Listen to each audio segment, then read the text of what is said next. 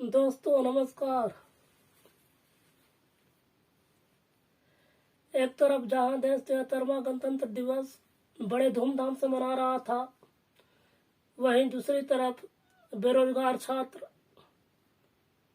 इस कड़कती ठंड में भी आरआरबी एनटीपीसी के नई नवेली रिजल्ट का पुरजोर विरोध कर रहे थे।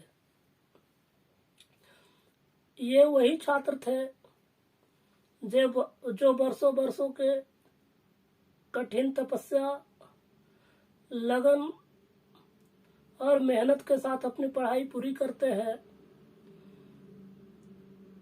और सभी तरह के गवर्नमेंट जॉब में अपनी सफलता का परचम लहराते हैं।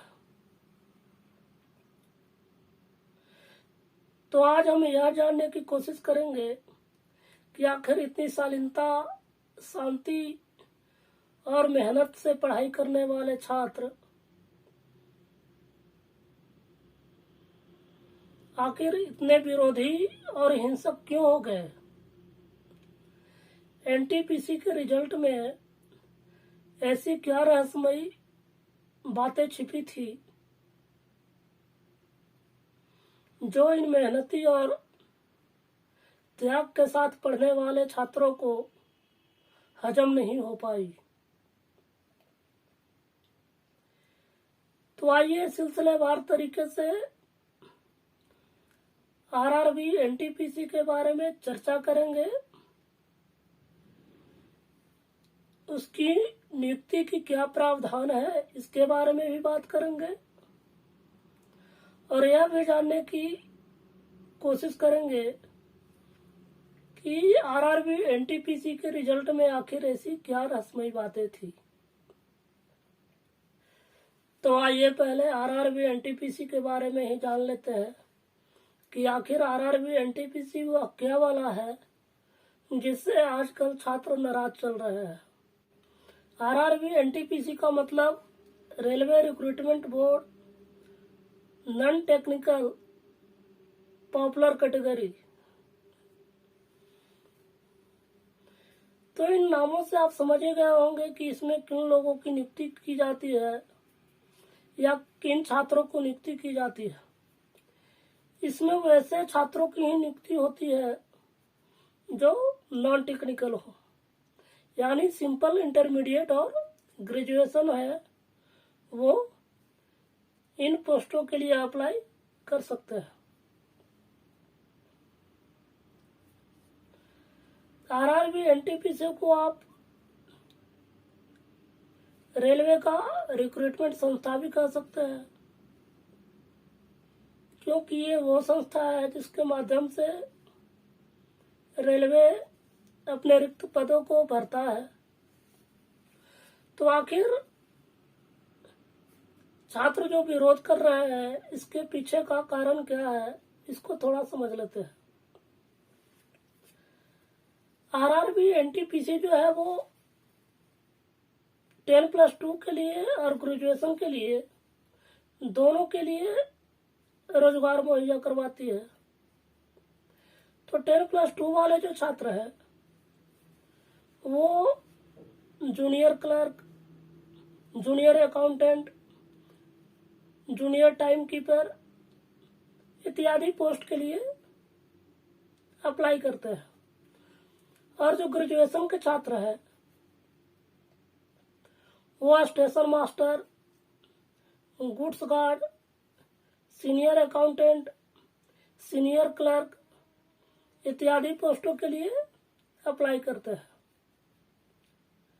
तो हुआ ये कि 2019 या कह सकते हैं फरवरी 2019 में रेलवे ने 35,281 रिक्त स्थानों के लिए अपनी नियुक्ति घोषणा पत्र की घोषणा की थी, जिसे लेकर सालों से कठिन मेहनत और तपस्या से तैयारी कर रहे छात्रों के बीच उत्साह की स्थिति बनी और इन 35,281 सीटों को भरने के लिए लगभग 1,26,00,000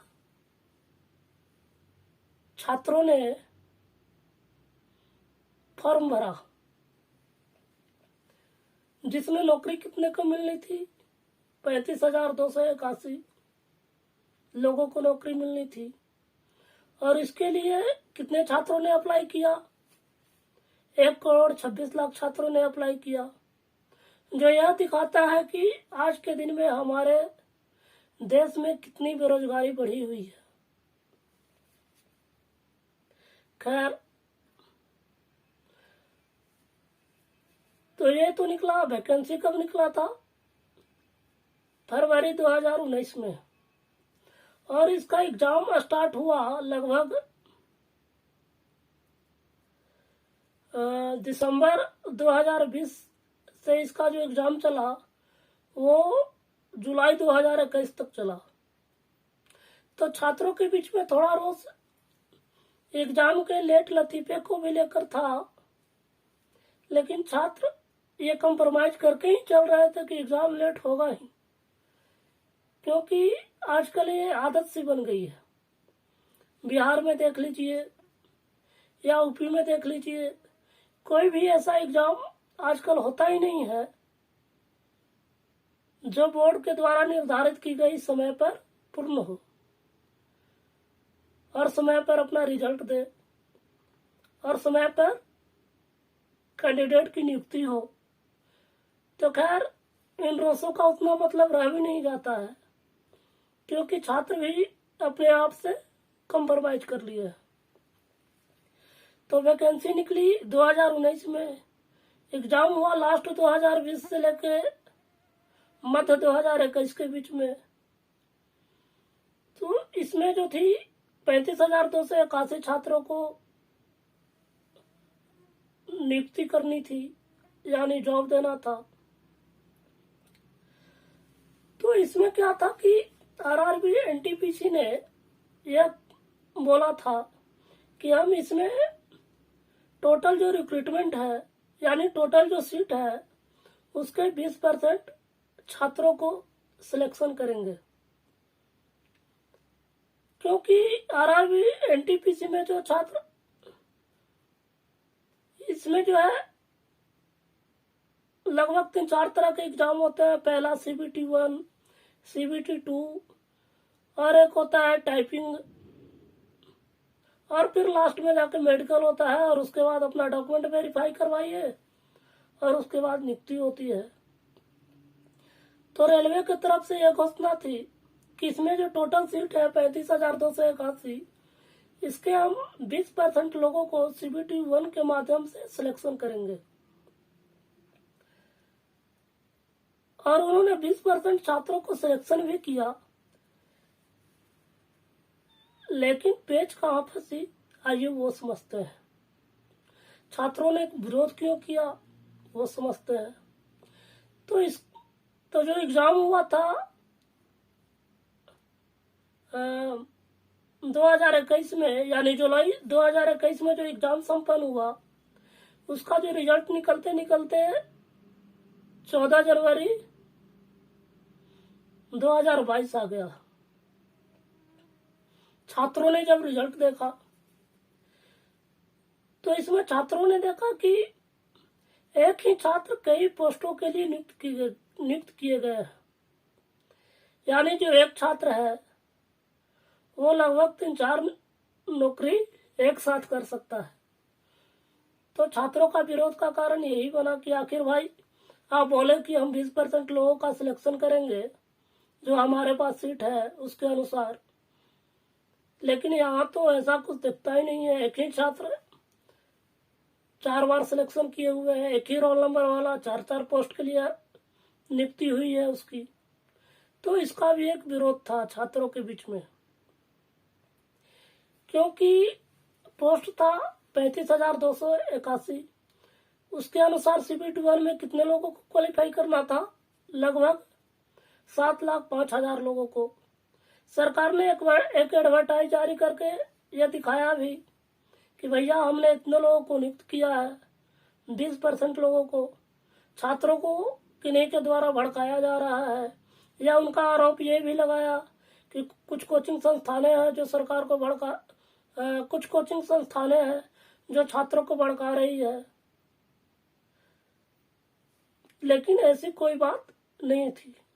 मेन समस्या यहाँ खड़ी हुई थी कि जब छात्रों ने देखा कि एक ही रोल नंबर वाला 2-2 जगह 3-3 जगह उसका रिजल्ट आया हुआ है, 2 पोस्ट के लिए 3 पोस्ट के लिए, तो विरोध कर रहे छात्रों का कहना था कि आखिर होगा तो इन छात्रों को किसी एक ही पोस्ट में, तो फिर ये 20% रिजल्ट का कोई औचित्य नहीं है। तो विरोध का एक कारण यह भी था। उनका कहना है, छात्रों का कहना है कि जो 2-2 3-3 पोस्ट के लिए नियुक्त किए गए हैं उनको एक पोस्ट पे लाया जाए और जिनको मौका नहीं मिला उनको भी इसमें शामिल किया जाए। छात्रों के अनुसार इसमें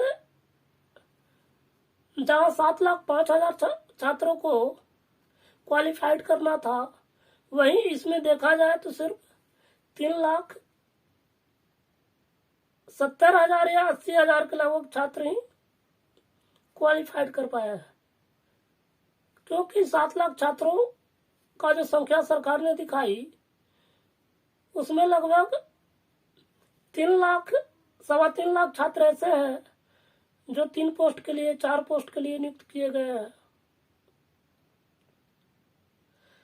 तो छात्रों का कहना है कि ठीक है, उन लोगों को मत हटाइए, लेकिन उनको एक पोस्ट के लिए एलिजिबल कीजिए और जो पोस्ट बचती है उसके लिए फिर से रिजल्ट प्रकाशित कीजिए और उस पे जो क्वालिफाइड नहीं कर पाया है उन छात्रों को मौका दी जाए। तो ये कोई बहुत बड़ी मांग है नहीं। मेरे अनुसार इन मांगों को सरकार को मान लेनी चाहिए, क्योंकि आपको जॉब देना है तो भला एक ही व्यक्ति 3-3 4-4 पोस्ट पे कैसे ज्वाइन करेगा। तो उसको देखते हुए रिजल्ट को फिर से वेरीफाई किया जाना चाहिए और छात्रों को, विरोध कर रहे छात्रों को थोड़ा शांति प्रदान किया जाना चाहिए।